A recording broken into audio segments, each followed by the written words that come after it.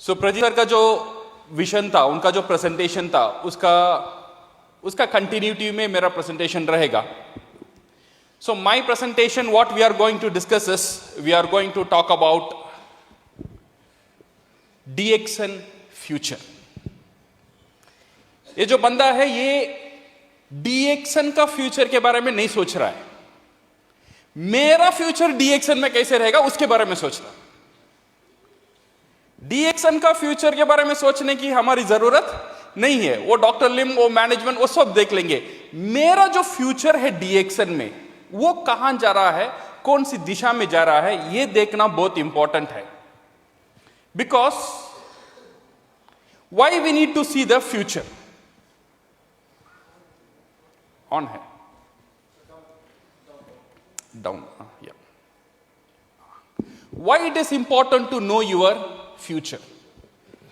Because DXN में अगर हम देखेंगे, कई तरह के लोग, many people they are already successful in DXN. Lakh कमाने वाले, 5 lakh, 10 lakh, 50 lakh, lot of people are there who are very successful. But कुछ लोग उसकी प्रयास में है, कोशिश में है सक्सेस होने के लिए. कुछ लोग नए नए शुरुआत में आए हैं ये रेस में दौड़ने के लिए. कभी कभी क्या होता है, एक मोड में चले आते हैं, वहां पे सोचने में मजबूर हो जाता है, जो रास्ता मैंने चुना है वो रास्ता सही रास्ता या नहीं है. जो DXN में दौड़ रहा हूं वो सही रास्ता में दौड़ रहा हूं या नहीं दौड़ रहा हूं. मुझे यहां पे और जोर से दौड़ना चाहिए या नहीं दौड़ना चाहिए. This is why it is important to know your future. अगर ये आपका फ्यूचर, अगर इफ यू अंडरस्टैंड फ्यूचर को, अगर आप अंडरस्टैंड करेंगे, so it will give you a prospection. Prospection का मतलब क्या है? प्रोस्पेक्शन मतलब इट्स अ सेंस ऑफ एक mental state where you will feel confidence. एक कॉन्फिडेंस मिलता है. This is what we called a prospection state. जब आप फ्यूचर को देखते हो, you will get some confidence, you will have motivation, you will have focus and you will have happiness. ये जब भी मिलेगा when you see the future clearly. Chennai में मेरा एक दोस्त था. उसने क्या किया, चेन्नई शहर से बाहर उसने एक जमीन खरीदा. उसने कोई रियल एस्टेट वालों ने उसने जमीन बेच दिया. उसने पूरा पैसा, उसका जो करियर में जितना भी सेविंग था, सारी सेविंग वो जगह में डाला. जगह में डालने के बाद 2 साल का बाद मैं उससे मिला. मैं पूछा तू कैसा है? वो बोल रहा उतना अच्छा नहीं हूं. क्यों? ये देखना, मेरा पूरा फ्यूचर में यहां पे डाल दिया. वो समय ये डिसीजन मुझे सही लगा तो इसीलिए मैंने वहां पे डाल के पूरा जमीन खरीदा.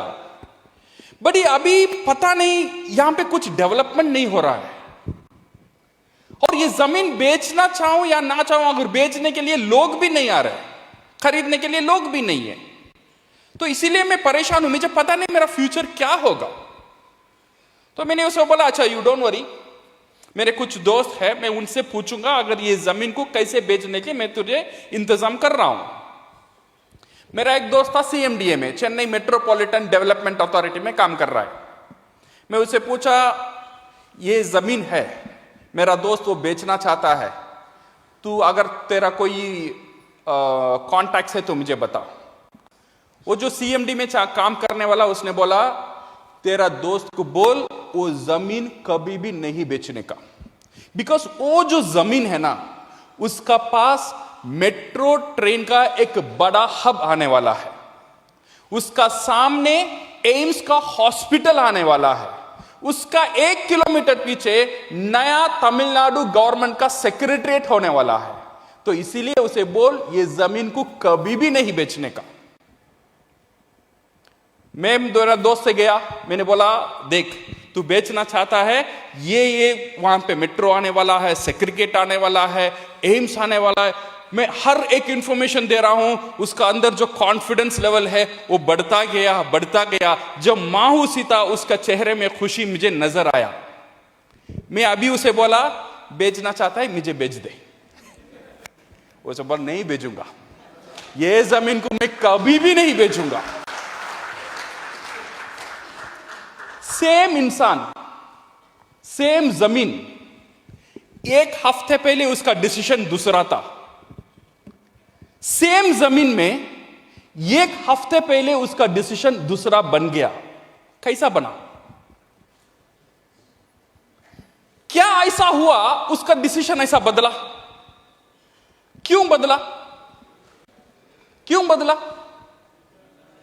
बिकॉज एक ही चीज, फ्यूचर का इंफॉर्मेशन उसे मिला, उसने फ्यूचर को देखा, इसीलिए उसका अंदर जो कॉन्फिडेंस आया, इसीलिए उसका अंदर जो मोटिवेशन आया, इसीलिए उसका अंदर जो हैप्पीनेस आया। वो जमीन में अभी भी कुछ भी नहीं हुआ, बट होने वाला है, ये भरोसा, ये इंफॉर्मेशन, दिस कॉन्फिडेंस, ये फ्यूचर को देखा, इसीलिए उसका अंदर कॉन्फिडेंस आया।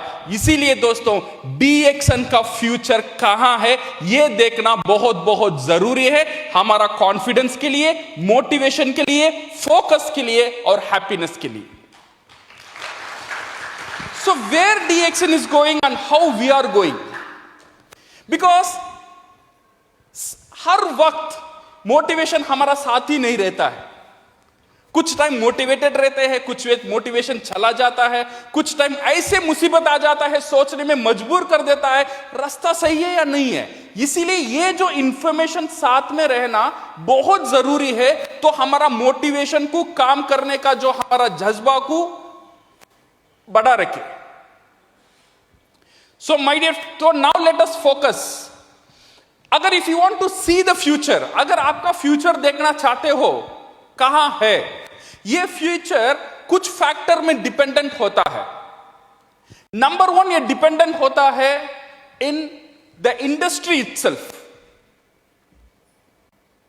ये जो हमारा इंडस्ट्री है, डायरेक्ट सेलिंग इंडस्ट्री, इसका फ्यूचर क्या है ये देखना बहुत जरूरी है। इसका फ्यूचर कितना मजबूत है ये देखना बहुत जरूरी है। अगर ये हमें मालूम पड़ जाता है तो हमारा फ्यूचर, हम ये कंक्लूजन में आ सकते हैं, तो हमारा फ्यूचर भी बहुत ताकतदार है। ये जो फेसेस है, this is the face of any industry. जो भी इंडस्ट्री आता है, इमर्ज होता है, सक्सेस होता है, ये फेस से गुजरता है। Not only direct selling industry के बारे में बात नहीं कर रहा हूं, सारी industry. You talk about banking industry, you talk about insurance industry. ये कैसा हुआ? पहला शुरू होता है एमरजेंस ऑफ एन इंडस्ट्री। एक इंडस्ट्री शुरू होने का कुछ आइडियाज कुछ लोगों का साथ आता है।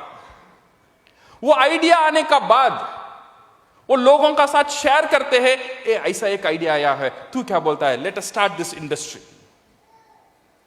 ये आइडिया आने का बाद पहला स्टेप आता है रेसिस्टेंस। लोग नया आइडिया को जल्दी नहीं मानते। जैसा हुआ बैंकिंग। जब बैंकिंग शुरू हुआ था, लोग बोले थे, उस टाइम में क्या होता था, सारी पैसा घर में ही रखते थे।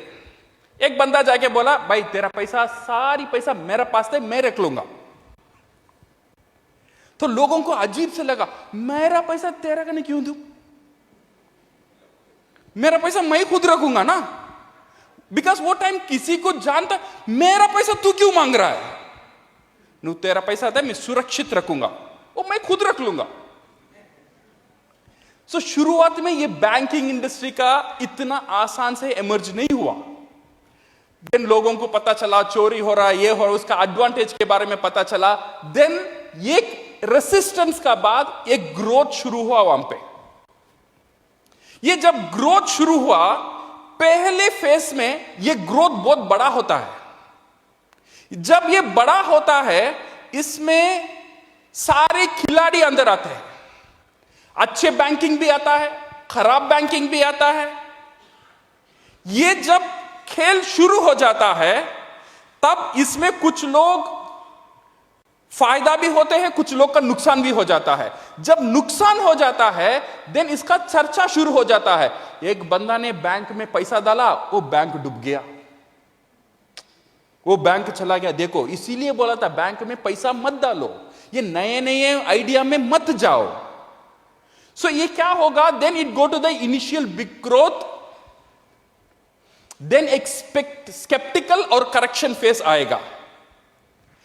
जब ये चर्चा ज्यादा है, एक इंडस्ट्री के बारे में खराब या अच्छा चर्चा ज्यादा हो जाता है, ये गवर्नमेंट को अट्रैक्ट करता है। ये क्या हो रहा है, लोग किसके बारे में बात कर रहे हैं, इसका पैसा कहां गया, वो कंपनी इसका क्यों गया, ऐसे क्या कंपनीज है यहां पे काम कर रहे हैं। तो गवर्नमेंट का नजर वो इंडस्ट्री का ऊपर आ रहा है।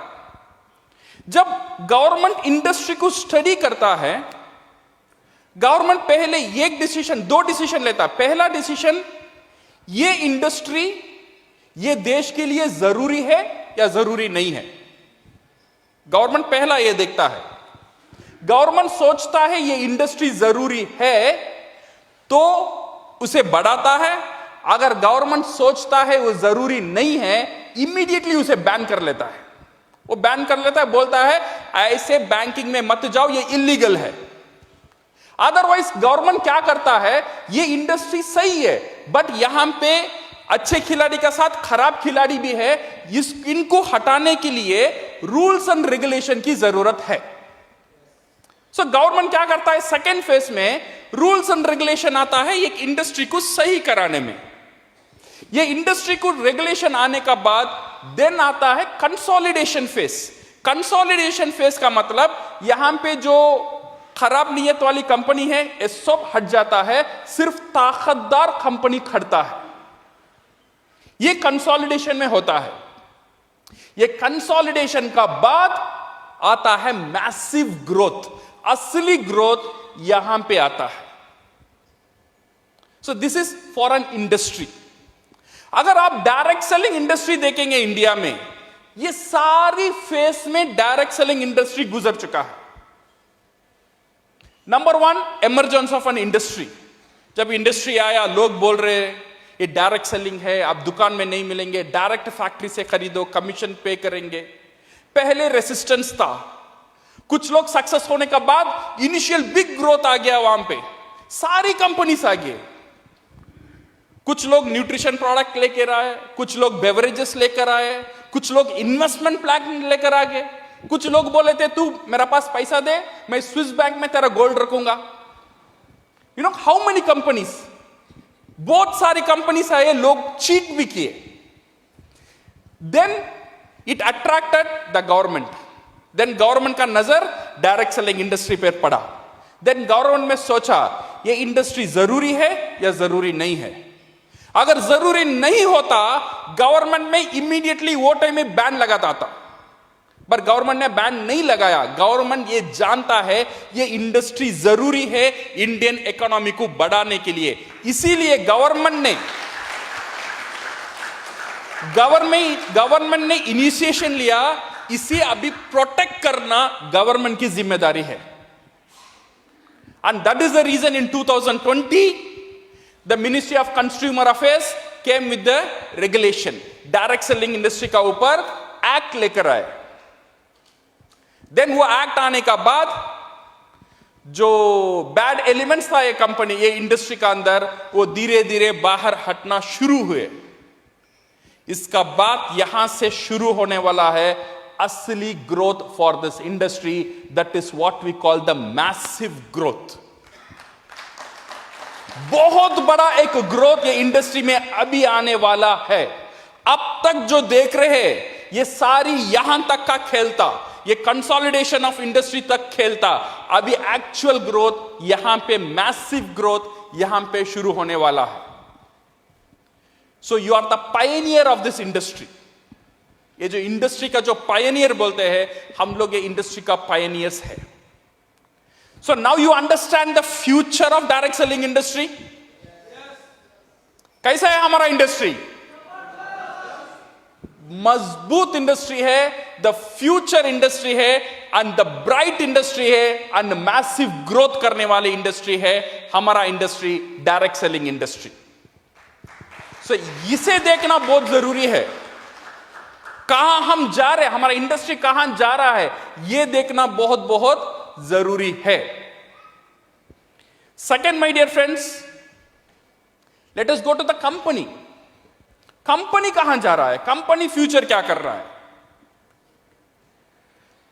इफ यू सी 25 years, 25 साल, अभी डीएक्सन 30 साल कंप्लीट करने वाला है, बट 25 साल अगर हम देखेंगे, सिर्फ हमारा कान में एक ही न्यूज आता था, डीएक्सन ने वो कंट्री में ब्रांच खोल लिया है, डीएक्सन ने सऊदी अरब में खोला, डीएक्सन ने कुवैत में खोला, डीएक्सन ने मोरक्को में खोला, डीएक्सन ने लैटिन अमेरिका में खोला, डीएक्सन ने मंगोलिया में खोला। ऐसी बात आती थी ना 25 years, यहां ओपन हुआ, वहां ओपन हुआ, सिर्फ एक्सपेंशन और एक्सपेंशन और एक्सपेंशन, इसी का बात होता था। बट लास्ट 2 years और अगले 15 साल अगर हम देखेंगे, अभी रिसेंटली क्या बात सुनने को आता है, एक्सपेंशन तो हो रहा है। अभी रिसेंटली क्या सुनने को आता है, कंपनी ने वहां फैक्ट्री ले लिया, कंपनी ने ये नहीं सुन रहा है कंपनी ने वो खोला, ये खोला, वो फेज गुजर गया। अभी सेकेंड जो फेज है, जो नेक्स्ट 15 साल का जो फेज है, this is the self sustainability phase, जो डीएक्सन अभी गुजर रहा है, जो अभी फोकस कर रहा है। बांग्लादेश में फैक्ट्री खुला, नेपाल में जमीन खरीद लिया, मोरक्को में जमीन खरीद लिया, गयाना में जमीन खरीद लिया, यहां पे फैक्ट्री नया ओपन हो रहा है, वहां पे गवर्नमेंट का साथ टाई अप हो रहा है। ये सारी इंफॉर्मेशन अभी हम मिल रहा है। This phase is called the self sustainability phase, because ये डायरेक्ट सेलिंग इंडस्ट्री को परमानेंट रहना है, दो चीज जरूरत है, एक एक्सपेंशन होना है, सेकेंड सेल्फ सस्टेनेबल होना है। हर एक कंट्री आत्मनिर्भर होना बहुत बहुत जरूरी है। सिर्फ फैक्ट्री का ऊपर कंपनी काम नहीं कर रहा है। प्रजीत सर ने बोला 10,000 एकड़ जमीन, कैन यू इमेजिन 10,000 एकड़? 1 acre is around 42,000 square feet. We are not talking about 10 acre, we are not talking about 100 acre, we are talking about 10,000 एकड़। अगर कार में जाएंगे तो 4 घंटा लगेगा सिर्फ एकड़ क्रॉस करने में। सो इतने बड़ी जमीन व्हाई वी नीड? ये फैक्ट्री के लिए नहीं है, definitely this is for your cultivation. So DXN कहां जा रहा है? कल्टीवेशन से लेकर, फैक्ट्री से लेकर, everything it will be in its own control, वो खुद का हाथ में रखेगा, सो दैट दिस कंपनी किसी का ऊपर निर्भर करने की जरूरत ना आए। Now no need to depend on anything. This is what DXN is going. So what will happen is, it will become the everlasting company. So this is what we should know about the future. When you want to know the future, when you ask this question, ये question हमारा mind में आता है, तो हमको ये देखना है, ये एक परफेक्ट इंडस्ट्री है और एक परफेक्ट कंपनी है जो मेरा फ्यूचर को 100% सिक्योर कर सकता है। My dear friends, if you want to know the future, you should also know what is DXN का प्रोडक्ट के बारे में। DXN का प्रोडक्ट, ये प्रोडक्ट डायरेक्ट सेलिंग इंडस्ट्री में एक बहुत बड़ा रोल प्ले करता है एक नेटवर्कर को सक्सेस कराने में, because this is our tool. सारी खेल इसका साथ ही हम खेलने वाले हैं, ये हमारा हथियार है। अगर हथियार मजबूत रहेगा, जीत इजी हासिल कर सकते। सो डीएक्सन का जो प्रोडक्ट का ट्रेंड कहां जा रहा है, ये देखो। अगर ये सही रास्ते में जा रहा है तो वी विल नो मेरा भी जो फ्यूचर है वो सही रास्ते में ही है। पहला जो फेसेस था डीएक्सन का 2000 टू 2010, मैं जब चेन्नई में शुरू हुआ था 2001 में, अराउंड 200 पीपल 300 पीपल ऑफिस में आते थे, उसमें से 80% लोग पेशेंट थे। वहां पे जब शुरुआत हुआ था डीएक्सन, लीडर्स फोकस कहां पे था? इलनेस इंडस्ट्री का ऊपर था, एक छोटा इंडस्ट्री का ऊपर था। वहां पे सबका साथ एक कैलकुलेशन था, डायबिटीज को पकड़ो स्टार एजेंट, अगर कैंसर मिल गया स्टार डायमंड। तो इसलिए लोग कोशिश करते थे कैंसर कहां है। उनका डाउनलाइन अगर देखेंगे, एक cancer patient, liver, heart attack, उसका सारी डायमंड ऐसा ही रहेगा। सो बिजनेस एक जगह जाने का बाद ऊपर उठ नहीं सका। Then it took 10 years for DXN to reposition. सही जो DXN का जो पोजीशन है उसमें सिखाने के लिए with the help of all the leaders and proper education and training, जो RGGL दवाखाने में था वो चलकर डाइनिंग टेबल में आने 10 साल लगा। Now in this 2010 and 2020, now you can see the DXN product has position in the food supplement and wellness. Now मैं अभी ये नहीं सुनता हूं मेरा डायमंड कैंसर है, सही है ना? सो ये बहुत साल पहले मैं सुना था। अभी लोग इसके ऊपर कंसंट्रेशन नहीं कर रहे, लोग कंसंट्रेशन कर रहे ये प्रोडक्ट को हर दिन का प्रोडक्ट कैसे बनाए। सो इसीलिए स्पाइरुलिना अभी दवाखाने में नहीं रहता है, स्पाइरुलिना डाइनिंग टेबल में रहता है। मेरा नॉर्मल डोसा स्पाइरुलिना दो लो बन गया सुपर डोसा, सही करेक्ट ना? So I can not expect my wife to cook me a super food. मैं तो तू जो भी आता है अच्छा तू करके दे, उसे सुपर बनाना मेरा काम है। और मैं मैजिक इंग्रेडिएंट डालता हूं स्पाइरुलिना। मेरा नॉर्मल इडली बन गया super idli. So this is how we position the product. Now DXN going on this wellness industry. Now 2020 का बाद DXN प्रोडक्ट ने और एक मोड लिया, FMCG प्रोडक्ट। सिर्फ न्यूट्रिशन वेलनेस इसका अंदर सहमत नहीं रहा DXN। अभी नमक हमारा पास है।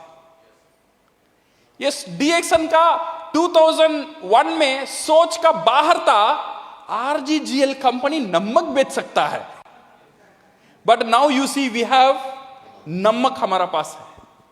अभी जैगरी गुड़ हमारा पास आने वाला है, जो कपड़े धोने का लिक्विड हमारा पास है, सामान धोने का लिक्विड हमारा पास है, फ्लोर क्लीनर हमारा पास है, हर एक FMCG प्रोडक्ट हमारा पास है।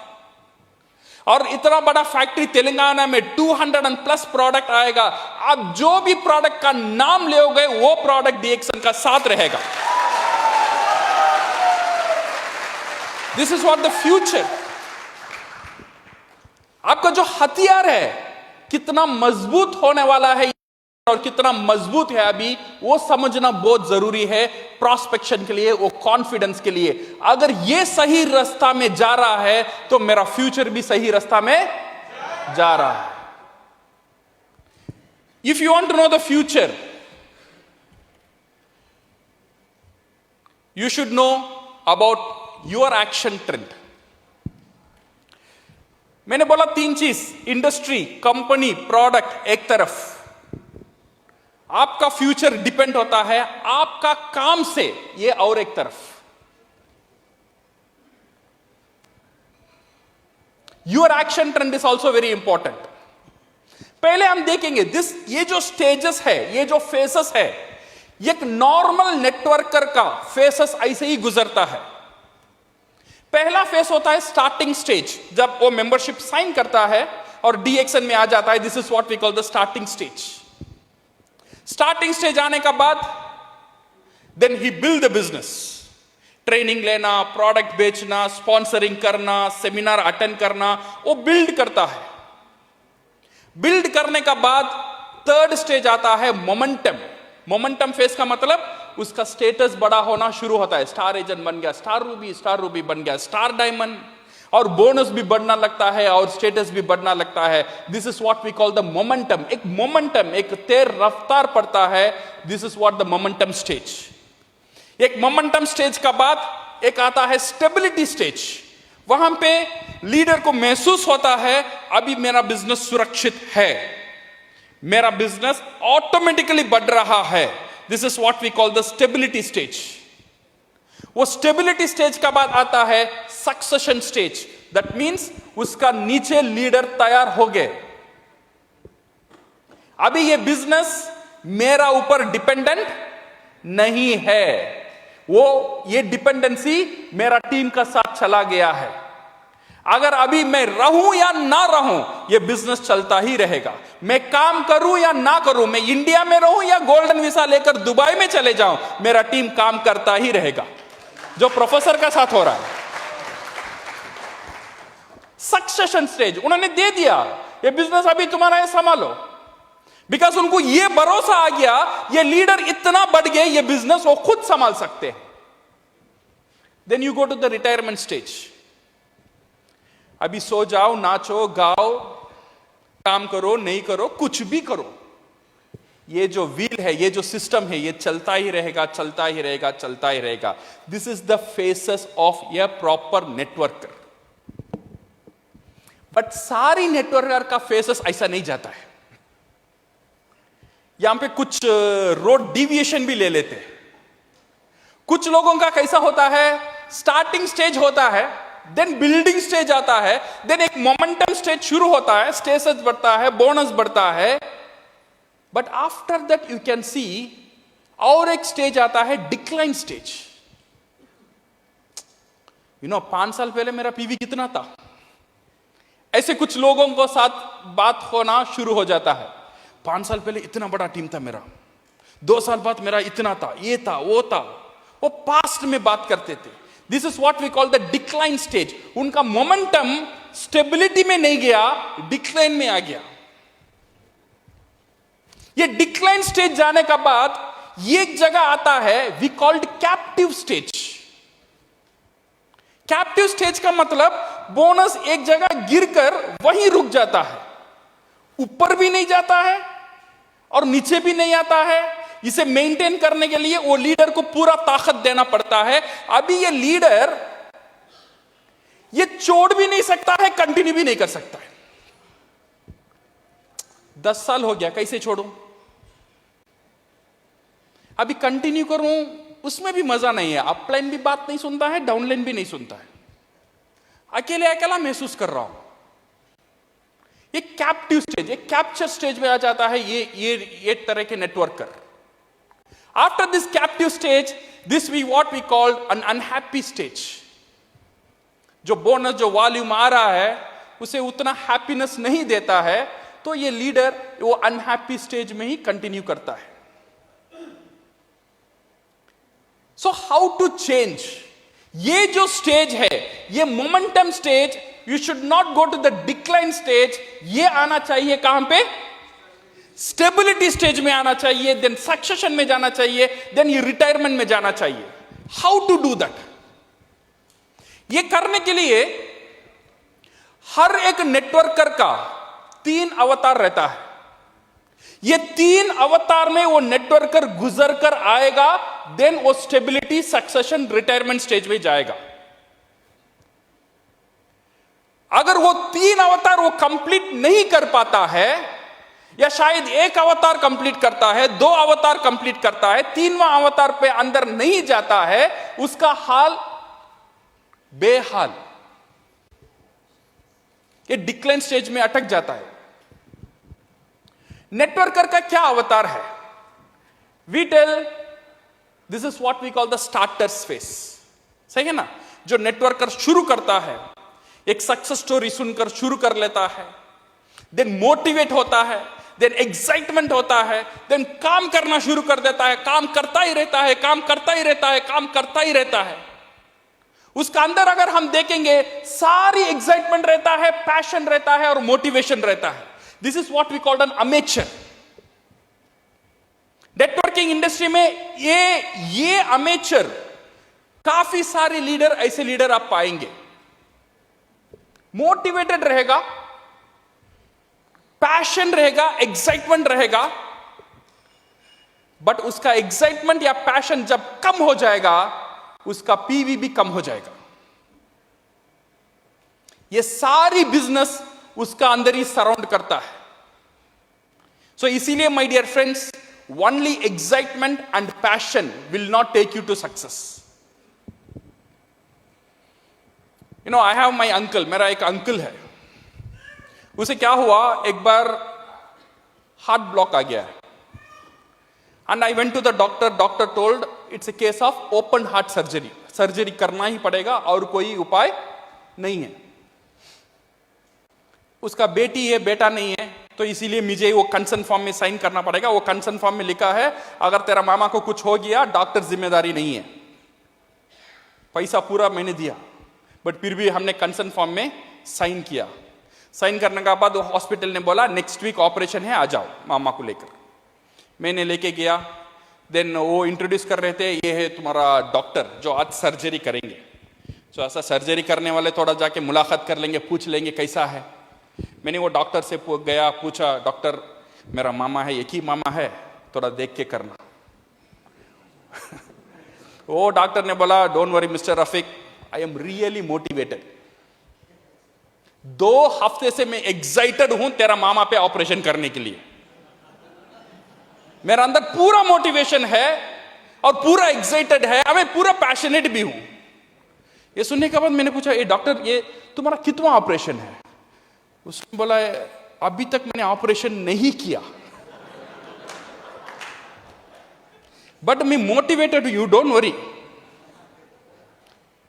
बिकॉज अभी तक मुझे केस नहीं मिला, अभी तुम्हारा मामा मिला है, मैं रख के कर दूंगा.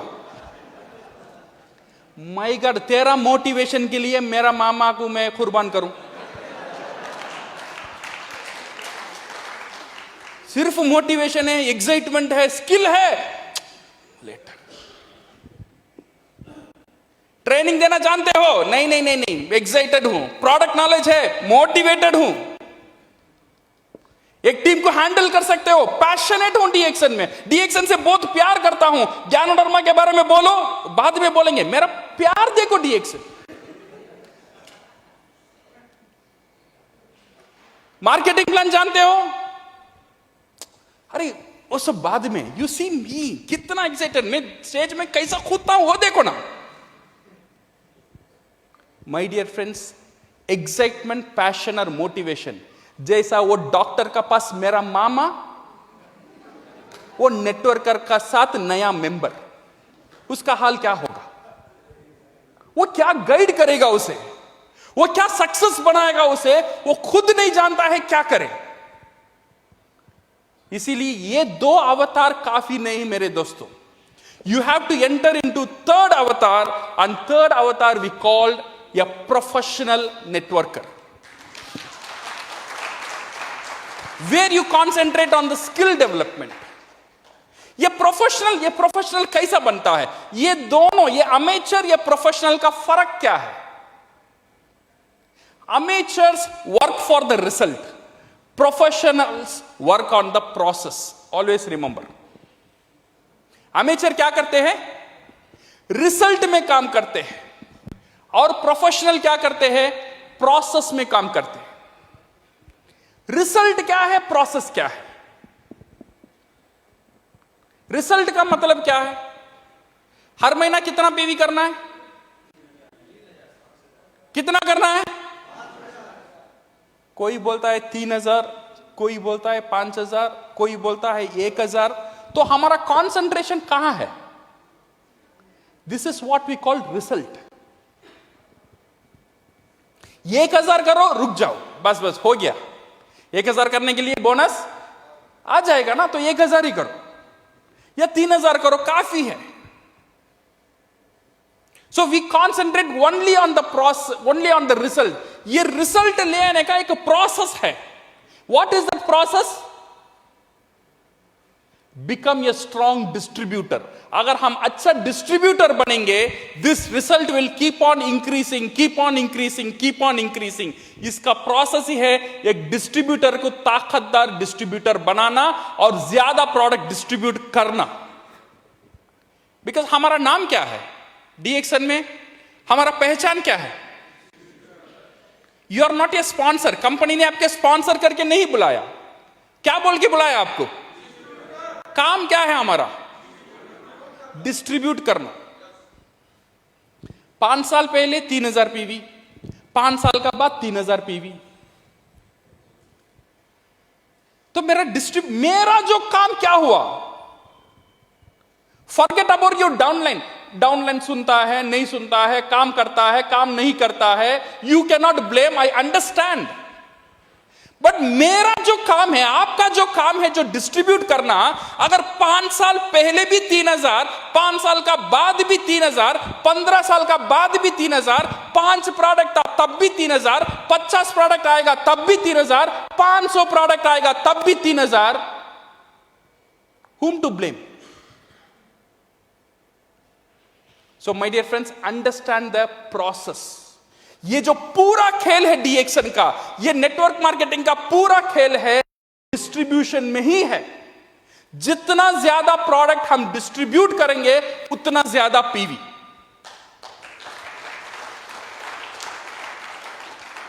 बट हम तो डाइट में डाल देते हैं पीवी को। 3000 वहीं रुक जाओ, 5000 करेंगे तो बड़ो स्पाइरुलिना मिलेगा, वो महीना कर लेना, अदरवाइज नहीं करेंगे।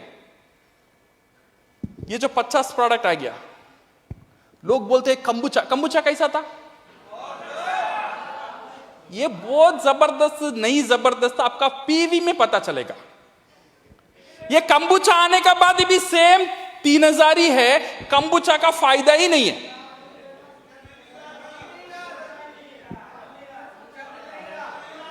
मिलेगा भी नहीं, ये मिलने वाला भी नहीं, बिकॉज जो लोग पर्सनल पीवी नहीं बढ़ाते हैं उनको कंबुचा नहीं मिलेगा। एक ही कंडीशन है, एक नया प्रोडक्ट आता है तो 1000 पीवी बढ़ाओ, और एक नया पीवी आता है 3000 नहीं, अभी 4000 होगा आपका पर्सनल पीवी, और एक नया पीवी आता है तो 5000 पीवी। हर एक नया प्रोडक्ट हर महीने 1000 personal PV increase.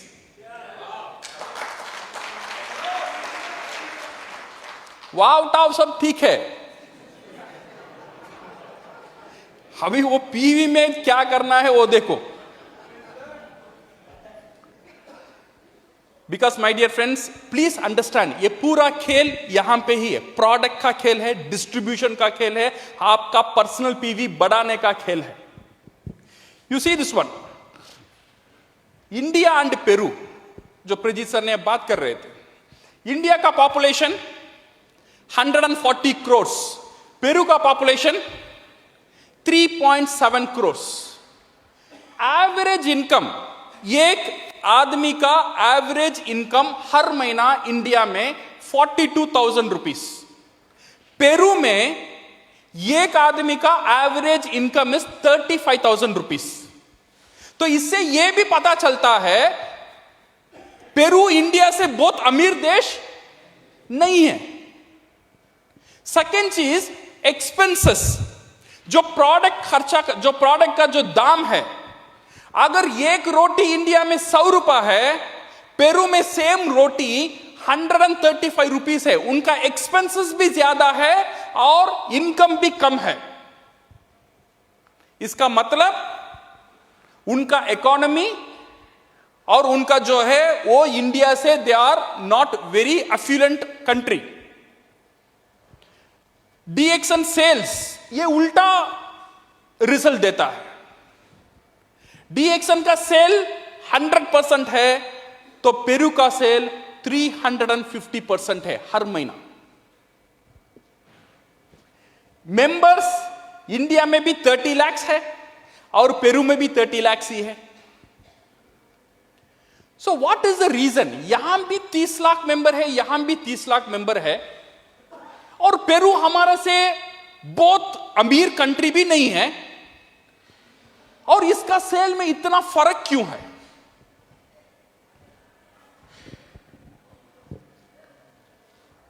Because of the personal PV and the average purchase.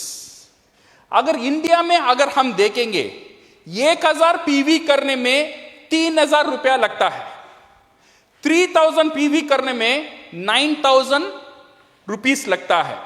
Virus in Peru उनका 1000 पीवी माने 30 पीवी करने में इंडियन वैल्यू में 10,000 रुपए का प्रोडक्ट परचेस करते। 3000 मेंटेन करने के लिए वहां पे 100 पीवी, इनके लिए हर एक व्यक्ति 30,000 का प्रोडक्ट खरीदता है। इंडिया में एवरेज परचेस एक डिस्ट्रीब्यूटर एवरेज पर मंथ 6,100 खर्चता है, एक डीएक्सन डिस्ट्रीब्यूटर। वेरस इन पेरू हर एक डिस्ट्रीब्यूटर 20,000 खर्चता है डीएक्सन प्रोडक्ट खरीदने में। सो इसमें और गौर कर कर देखेंगे आपको वो कैलकुलेशन पता चलेगा। ये जो एवरेज परचेस 6,100 यहां पे 20,000, ये 3.5 गुना ज्यादा है, इसीलिए उनका सेल भी 3.5 गुना ज्यादा हो गया है। अगर हमें भी उनसे पार करना है तो ये 6,000 से बाहर आना चाहिए। 6,000 का मतलब 2,000 PV on an average. Each and every DXN distributor 2,000 personal PV maintain करता है। तो हमें 1,000, 2,000, 3,000 से बाहर आना है। अगर आपको पेरू को बीट करना है, इसे बीट करना चाहिए। जब तक इसे हम बीट नहीं करेंगे, हम पेरू का पास जा भी नहीं सकते। इसे बीट करना है तो 20,000 का बीट करने का मतलब हर एक व्यक्ति एवरेज 7,000 पीवी मेंटेन करना चाहिए। Only you maintain 7,000 PV, you can reach Peru. और पेरू से ज्यादा जाना चाहिए तो 10,000 पकड़ो। तो खेल पर्सनल पीवी में ही है। सो ये मेंटालिटी से बाहर आना बहुत जरूरी है। 1,000 में बोनस आता है, 3,000 में ये हो जाता है। मैंने प्रजीत सर को बोला, सर अब 3,000 पीजी पीवी में मैंडेटरी मत करो। अगर करना है तो पर्सनल पीवी 3,000 मैंडेटरी करो। आप राजी हो? आप राजी हो? Personal PV should be 3,000। Personal PV 3,000 मत बहुत बड़ा पार्ट नहीं है। 3,000 मीन 9,000 रुपीज ऑफ प्रोडक्ट। पूरे महीने में एक इंटरनेशनल ब्रांड का डिस्ट्रीब्यूशन लेने वाला अगर 9,000 प्रोडक्ट भी खुद नहीं खाता है और नहीं बेचता है, वो क्या काम कर लेगा पूरा 30 दिन में? पूरा खेल यहां पे भी रहता है my dear friends. Concentrate on your personal PV. ये जो आपका जो टीम है ना, अगर कोई लीडर को ये समझ में आ गया है, आप आपका टीम में ये इंस्टिल करो कैसा उसका पर्सनल पीवी बढ़े। पर्सनल पीवी को बढ़ाने में आप प्लान करो, इंप्लीमेंट करो और ट्रेनिंग करो और कन्वेंशन करो। जो भी करना है, हर एक व्यक्ति का पर्सनल पीवी हर महीना बढ़ना है। ये स्ट्रैटेजी आपका टीमर लेकर आइए। You will see UP will be number 1 in the entire industry.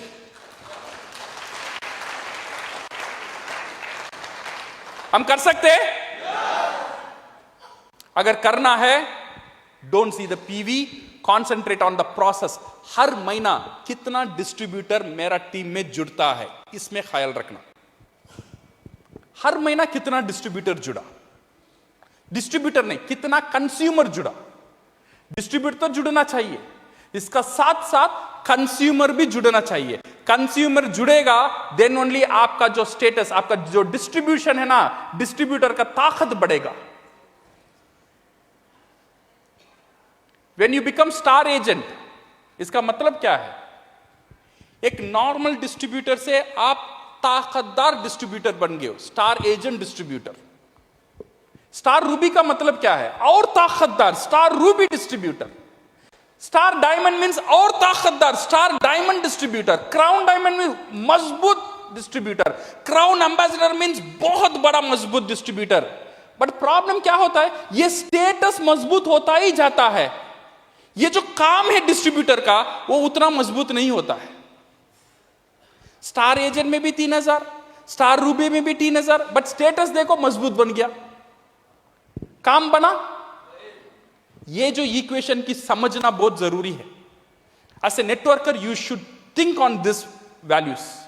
ये जो खेल है, ये जो इक्वेशन है, ये जो मैथमेटिक्स है जो पर्सनल पीवी का, इसमें थोड़ा ध्यान देना, इसमें थोड़ा होमवर्क करना, थोड़ा समझना।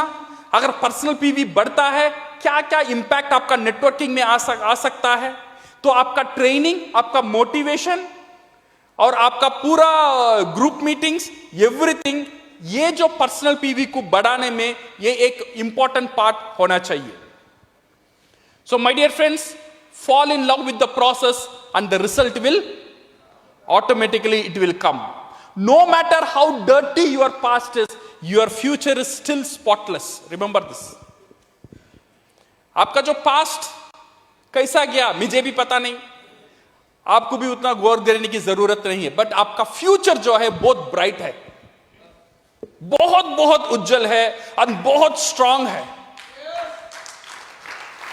Because your future, you are in the wonderful and the strongest and everlasting industry. You are in the direct selling industry. And you are in the DXN company, the most stable company in the entire world in this industry. और आपका जो product है, you name it we will have it, आप नाम लो वो हमारा पास रहेगा। ऐसे मोड में DXN का प्रोडक्ट प्रोडक्शन चल रहा है। And your action should concentrate on the process. सिर्फ रिजल्ट में कॉन्सेंट्रेट मत करो, अगर प्रोसेस में आ जाएगा you will get that prospection, वो confidence, you are in the right system.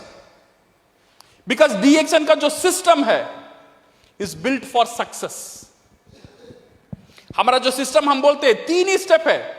Good consumer, second क्या है, गुड डिस्ट्रीब्यूटर, और number 3 is good networker. That's all. अच्छा डिस्ट्रीब्यूटर बनना, सेकंड अच्छा डिस्ट्रीब्यूटर बनना माने कंज्यूमर को जोड़ना, थर्ड अच्छा नेटवर्कर बनना माने डिस्ट्रीब्यूटर को जोड़ना। सिर्फ 3 ही सिस्टम है। ये 3 सिस्टम अगर हम ख्याल रखेंगे, ये जो प्लेटफॉर्म है, जैसे मैंने बोला था ना, जो दादर का जो स्टेशन में जो सिस्टम है, स्टेशन में खड़े जाओ, 2 मिनट का बाद आप ट्रेन का अंदर रहेंगे।